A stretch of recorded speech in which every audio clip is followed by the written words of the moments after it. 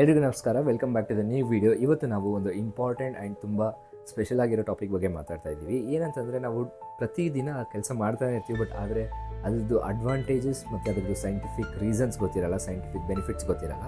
But ನಾವೇನೋ ಸುಮ್ಮನೆ superstitious ಏನೋ ನಂಬಿಕೆ ಅಂತ ಮಾಡ್ತಾಯಿರ್ತೀವಿ.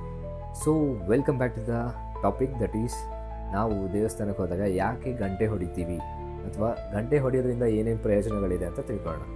ಸೊ ನಾವು ಪ್ರತಿದಿನ ದೇವಸ್ಥಾನಕ್ಕೆ ಹೋಗ್ತೀವಿ, ಪ್ರತಿ ಸತಿ ಹೋದಾಗೆಲ್ಲ ಗಂಟೆ ಹೊಡೆತೀವಿ. ಅಲ್ಲಿ ಏನಾದರೂ ಒಂದು ಬೆನಿಫಿಟ್ ಇದ್ದೇ ಇರುತ್ತೆ. ನಾವು ಜನರಲಿ ಒಂದು ಮೂಢನಂಬಿಕೆ ಏನಂತಂದರೆ, ದೇವಸ್ಥಾನಕ್ಕೆ ಹೋದಾಗ ದೇವ್ರನ್ನ ಎಬ್ಸೋಕ್ಕೋಸ್ಕರ ನಾವು ಗಂಟೆ ಹೊಡಿತೀವಿ ಅಂತ ಜನರಲಿ ಎಲ್ಲ ಜನ ತಿಳ್ಕೊಂಡಿರೋದು. ಬಟ್ ಆದರೆ ಅದು ಅಲ್ಲ.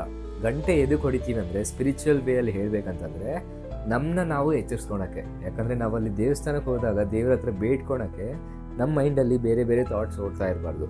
ಅವಾಗ ನಾವು ಕಾಮಾಗಿರಬೇಕು. ನಾವು ಏನು ಕೇಳ್ಕೊಳಕ್ಕೆ ಬಂದಿದ್ದೀವಿ ಅದನ್ನು ನೀಟಾಗಿ ಕೇಳಿ, ಯಾವ ಕೆಲಸಕ್ಕೆ ಬಂದಿದ್ದೀವಿ ಅದನ್ನು ಮುಗಿಸ್ಕೊಂಡು ಹೋಗಬೇಕು. ಸೊ ಫೋಕಸ್ ಇನ್ಕ್ರೀಸ್ ಮಾಡ್ಕೊಳಕ್ಕೋಸ್ಕರ ಆ ಗಂಟೆ ಸೌಂಡಿಂದ ನಮ್ಮ ಫೋಕಸ್ ಮತ್ತು ಕಾನ್ಸಂಟ್ರೇಷನ್ ಜಾಸ್ತಿ ಆಗುತ್ತೆ.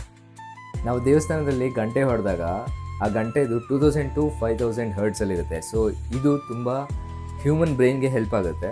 ಯಾಕಂತಂದರೆ ಅದು ನಮ್ಮ 2 ಪಾರ್ಟ್ ಆಫ್ ದಿ ಬ್ರೈನ್ನ ಅವೇರ್ ಮಾಡುತ್ತೆ, ಆಮೇಲೆ ಆ್ಯಕ್ಟಿವ್ ಮಾಡುತ್ತೆ. ಸೊ ಇದಾದಮೇಲೆ ಇನ್ನೊಂದು ಏನಂತಂದರೆ, ನಾವು ಗಂಟೆ ಹೊಡೆಯೋದ್ರಿಂದ ಆ ಸೌಂಡ್ ನಮಗೆ ಫೋಕಸ್ ಮತ್ತು ಕಾನ್ಸಂಟ್ರೇಷನ್ನ ಇಂಪ್ರೂವ್ ಮಾಡೋದ್ರಲ್ಲಿ ಹೆಲ್ಪ್ ಮಾಡುತ್ತೆ. ಈ ವಿಡಿಯೋ ನಿಮಗೆ ಇಷ್ಟ ಆದರೆ ನಿಮ್ಮ ಫ್ರೆಂಡ್ಸಿಗೆ ಶೇರ್ ಮಾಡಿ, ಸಬ್ಸ್ಕ್ರೈಬ್ ಮಾಡಿ, ಲೈಕ್ ಮಾಡಿ. ಆ್ಯಂಡ್ ಇದೇ ಥರ ಮತ್ತೆ ವೀಡಿಯೋಸ್ ಬೇಕಂತಂದರೆ ಬೆಲ್ ಐಕನ್ನ ಪ್ರೆಸ್ ಮಾಡಿ. Thank you.